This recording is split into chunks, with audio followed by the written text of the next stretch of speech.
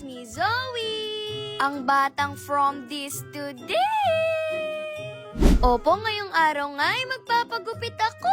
At nakakatuwa nga po kasi may nag-sponsor ng haircut sa akin. Nakita niya kasi yung post ni Mommy na gusto ko na magpagupit. At nakakataba nga po ng puso kasi nag-message siya kay Mommy. Hindi ko po talaga akalain na umaabot na kami sa ganito. Kasi ramdam na ramdam po namin na marami na talagang nagmamahal sa batang from this to this nyo. Kaya pumunta na po kagad kami dito sa salon ni Tita Mutya. Opo, siya po yung tinutukoy ko na mag-i-sponsor ng haircut sa atin ngayon. Grabe na talaga yung blessing simula nung naging batang from this to this ako. Ay nako, thank you Lord ka na lang talaga. Kaya naman, from this to this.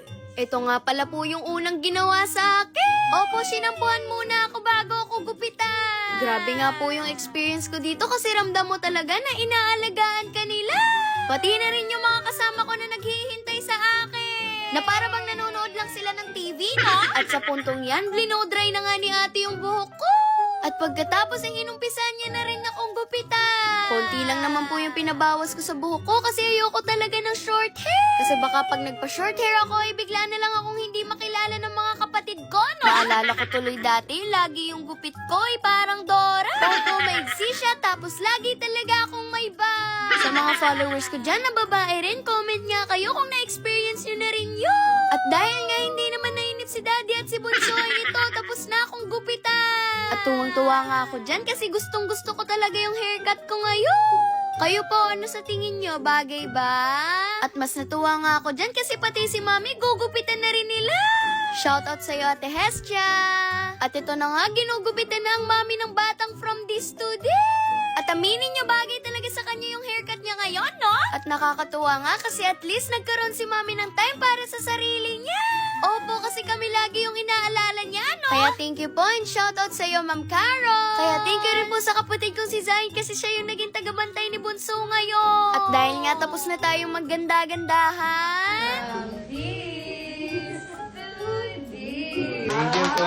Thank you. Thank you po. Ay nako, thank you so much po Tita Mutya and more blessings pa po sa inyo. Kaya dun sa mga gustong mag-pamper, mag-relax, punta lang po kayo dito sa Mutya. At dahil nga medyo inabot na rin kami ng gabi, dito na rin kami kakain sa labas. Sayang naman kasi yung bagong hairstyle ni Mami kung magluluto lang siya pag-uwi sa bahay. At dahil nga love namin tong si Mami, day off muna siya sa pagluluto ngayon. At ito nga, order muna kami ng mga kakainin namin. At habang umu-order nga kami dito sa McDo, nagulat ako kasi gusto daw makipag from this to this sa akin ng mga crew. Kaya naman,